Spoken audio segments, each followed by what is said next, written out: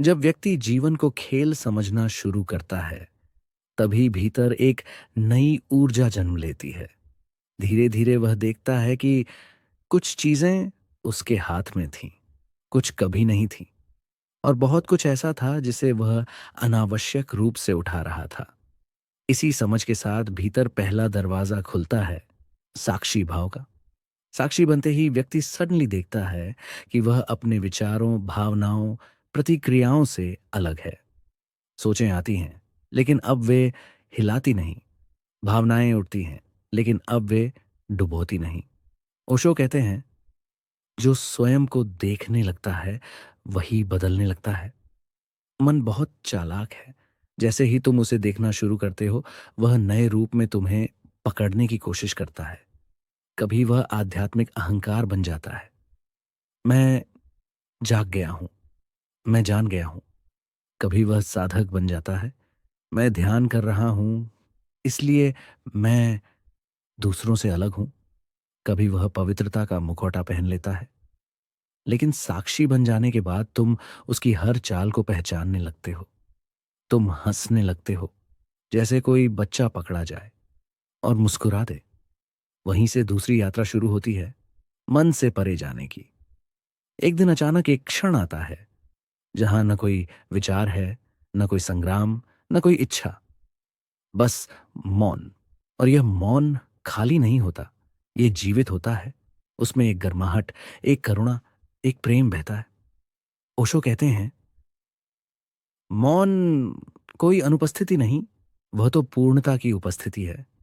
जब यह मौन पहली बार हृदय में उतरता है, तो व्यक्ति चौंक जाता है। ये क्या था? कुछ पल के लिए दुनिया रुक गई थी, लेकिन जैसे ही वह इसे पकड़ना चाहता है, वह खो जाता है। क्योंकि मौन पकड़ने से नहीं मिलता, मौजूद होने से मिलता है। मौन तुम्हें प्रेम तक ले जाता है। वह प्रेम जो वस्तुओं, व्यक्तियों या शर्तों पर आधारित नहीं। ये प्रेम किसी के लिए नहीं, ये प्रेम तुम्हारी अवस्था है। ओशो कहते हैं, जब तुम्हारे भीतर प्रेम झरता है, तब तुम जिसे छूते हो वह पवित्र हो जाता है। प्रेम का अर्थ है, किसी को बदलने की कोशिश मत करो, बस होने दो। ये प्रेम तुम्हें हल्का करता है। तुम धीरे धीरे महसूस करते हो, तुम लड़ना छोड़ रहे हो, तुम अपेक्षाएं छोड़ रहे हो, तुम नियंत्रण छोड़ रहे हो। और यहीं से भीतर स्वतंत्रता फूलने लगती है। स्वतंत्रता का अर्थ यह नहीं कि तुम जो चाहो करो। स्वतंत्रता का असली अर्थ है तुम्हें अपने मन की मजबूरी से मुक्त कर देना। तुम चाहो तो क्रोधित हो सकते हो, लेकिन मन तुम्हें मजबूर न करे। तुम बोलो, तुम चुप रहो, तुम हंसो, पर कोई भी चीज तुम पर हावी ना हो। जब ऐसा होने लगता है, तुम महकने लगते हो। तुम्हारी उपस्थिति बदल जाती है। लोग तुम्हें महसूस करने लगते हैं। हर साधक एक चलती फिरती सुगंध बन जाता है। अनायास, सहज, मुक्त। ध्यान का अर्थ कोशिश नहीं है। ध्यान तब होता है जब तुम प्रयास करना बंद करते हो। जैसे कोई व्यक्ति झील के पानी में धीरे धीरे डूबता जाता है, वैसे ही ध्यान में तुम भीतर की गहराई में गिरते हो। बहुत धीरे, बहुत शांत, बहुत प्रेम से। ध्यान के तीन चरण हैं। पहला, शरीर ढीला। तुम बैठते हो और शरीर से कहते हो, आराम करो। धीरे धीरे शरीर स्थिर हो जाता है। दूसरा, श्वास शांत, सांसें गहरी और हल्की हो जाती हैं। मन को पकड़ने की जरूरत नहीं, बस सांसों को देखो। तीसरा, साक्षी भाव। जब तुम देखते हो कि विचार आ रहे हैं, लेकिन तुम उनसे नहीं जूझ रहे, वहीं ध्यान शुरू होता है। यह यात्रा तुम्हें धीरे धीरे श्वास से परे, व्यक्ति से परे, अस्तित्व से जुड़ने तक ले जाती है। जब तुम बहुत गहराई में पहुंच जाते हो, तो एक दिन अहंकार थक जाता है। वह लड़ना छोड़ देता है। वह कहता है, अब मैं नहीं जानता, जो भी हो, होने दो। और वही क्षण है समर्पण का।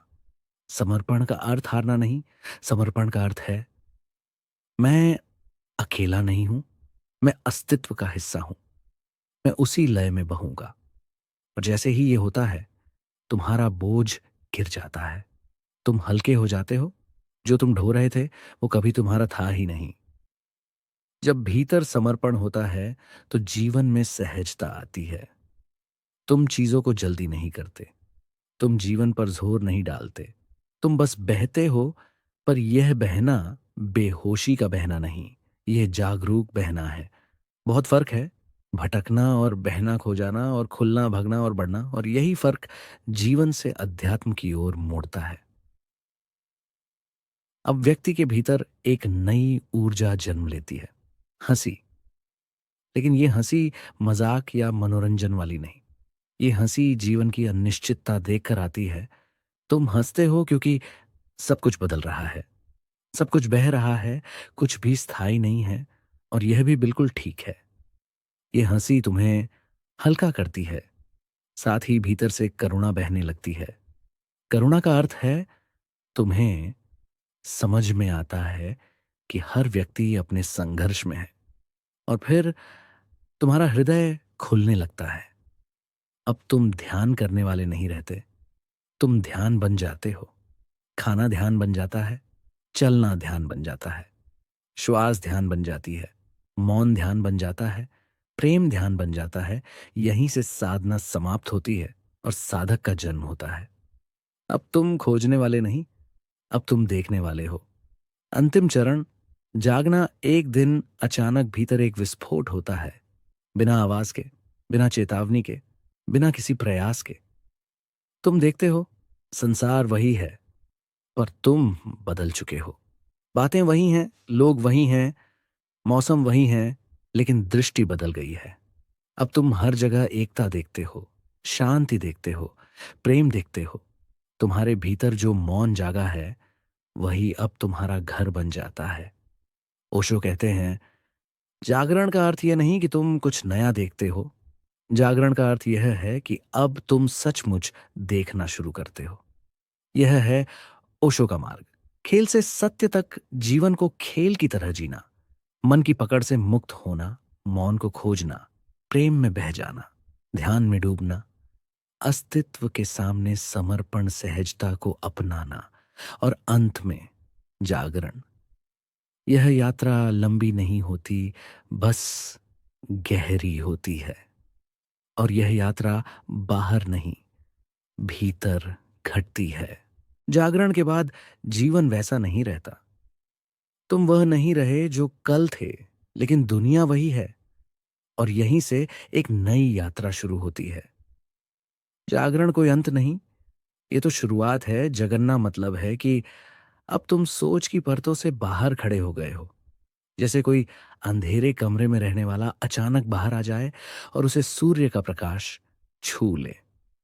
पहले वह चमक से आंखें बंद कर लेता है, फिर धीरे धीरे आंखें खुलती हैं। फिर वह प्रकाश उसकी पहचान बन जाता है। जागरण भी ऐसा ही है। पहले यह आनंद देता है, फिर यह तुम्हें चुनौती देता है। तुम्हें अब नई आंखों से पुरानी दुनिया को देखना पड़ता है। यहां से यात्रा और गहरी होती है। संसार में रहते हुए भी असंसार। जागरण के बाद तुम दुनिया में रहते हो, लेकिन दुनिया अब तुम्हें छू नहीं पाती। लोग वही हैं, परिस्थितियां वही हैं, मौसम वही है, लेकिन तुम्हारा अनुभव बदल चुका है। तुम अब क्रोध नहीं करते, लेकिन अगर क्रोध आता भी है तो तुम उससे पहचान नहीं बना लेते। तुम दुखी हो सकते हो, लेकिन दुख तुम्हें घसीट नहीं ले जाता। तुम हंसते हो, लेकिन वह हंसी भीतर की स्वतंत्रता से जन्मती है। ओशो कहते हैं, जागरूकता का अर्थ है तुम्हारे भीतर जो कुछ भी हो वह तुम्हारा मालिक न बने। यही वास्तविक स्वतंत्रता है। संबंधों की एल्केमी।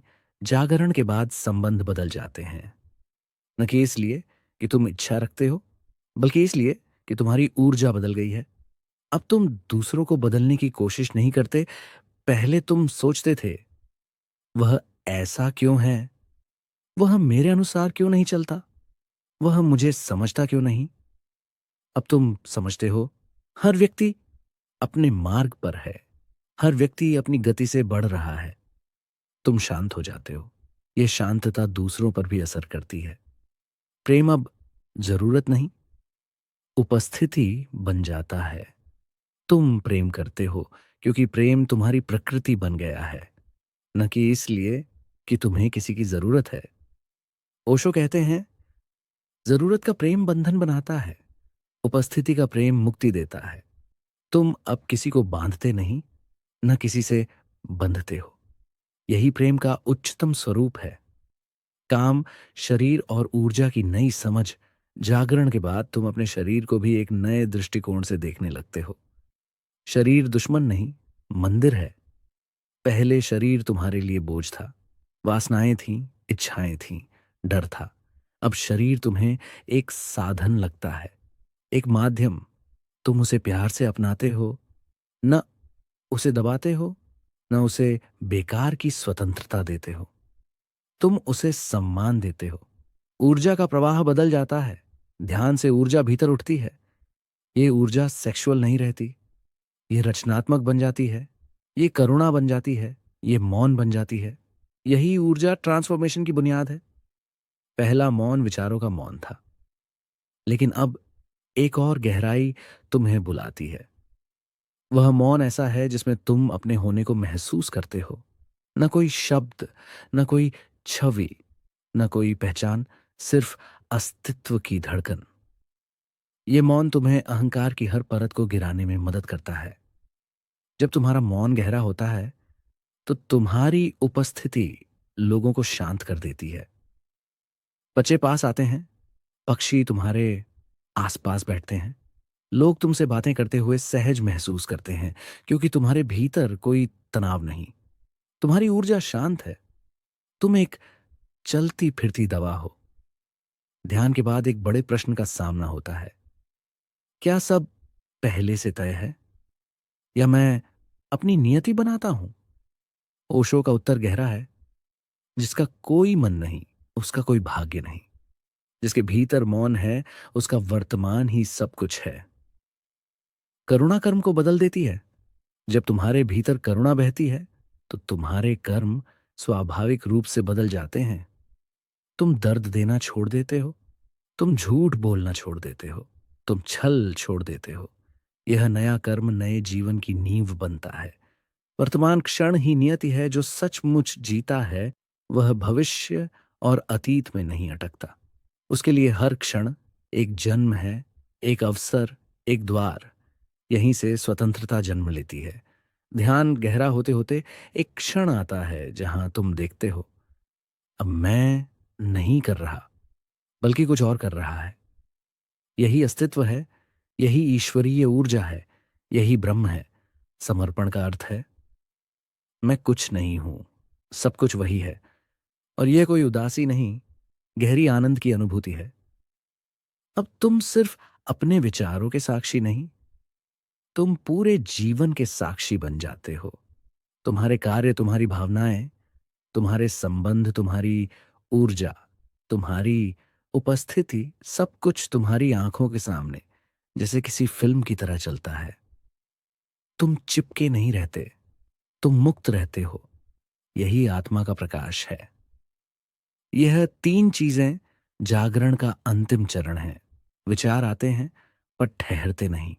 डर मिट जाता है, मृत्यु का भी भय नहीं, क्योंकि तुम जान जाते हो तुम शरीर नहीं हो। अहंकार टूट जाता है। तुम अब कोई भूमिका नहीं निभाते, तुम बस हो जैसे अस्तित्व है। जब साधक इस अवस्था में पहुंचता है तो वह कहीं दौड़ता नहीं, वह रुक जाता है, ठहर जाता है, शांत हो जाता है। उसके भीतर से एक नई धुन उठती है। ओशो कहते हैं, यही विश्राम ध्यान की समाप्ति है, यहीं से जीवन का आरंभ होता है। तुम जान जाते हो कि जीवन खेल है और अस्तित्व नृत्य। तुम सीख लेते हो साक्षी भाव और गहरे मौन की कला। तुम प्रेम बन जाते हो। स्वतंत्रता तुम्हारी सांस बन जाती है। तुम प्रवाह में बहते हो और अंततः अस्तित्व में विलीन हो जाते हो। जब साधक अस्तित्व में विलीन हो जाता है तो वह खोता कुछ नहीं, बल्कि पहली बार स्वयं को पाता है।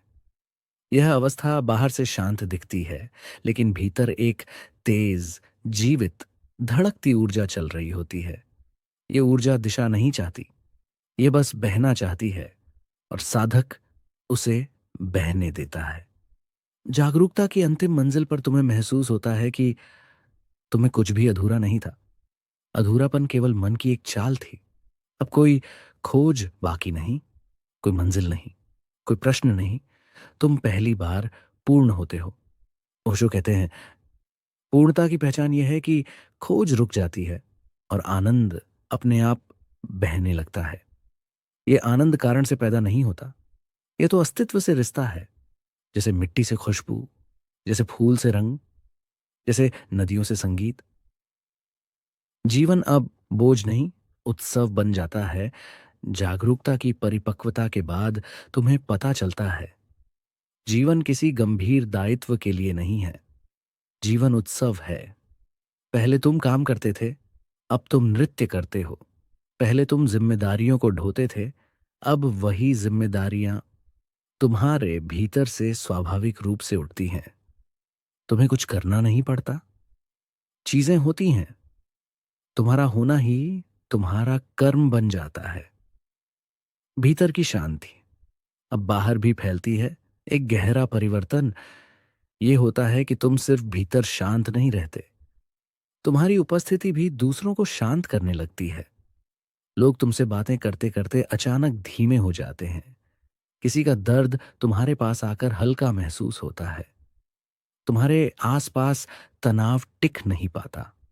तुम ऐसे व्यक्ति बन जाते हो जिसकी ऊर्जा ही दवा है, बिना शब्दों वाली दवा। ओशो कहते हैं, एक जागृत व्यक्ति जहां बैठता है वहां ध्यान का मंदिर बन जाता है। प्रकृति के साथ एक नया रिश्ता इस अवस्था में तुम्हें महसूस होता है। पेड़ तुम्हें बुलाते हैं, आसमान तुम्हें पहचानता है, हवा तुम्हें छूकर गुजरती है जैसे कोई पुराना मित्र। ये कल्पना नहीं है।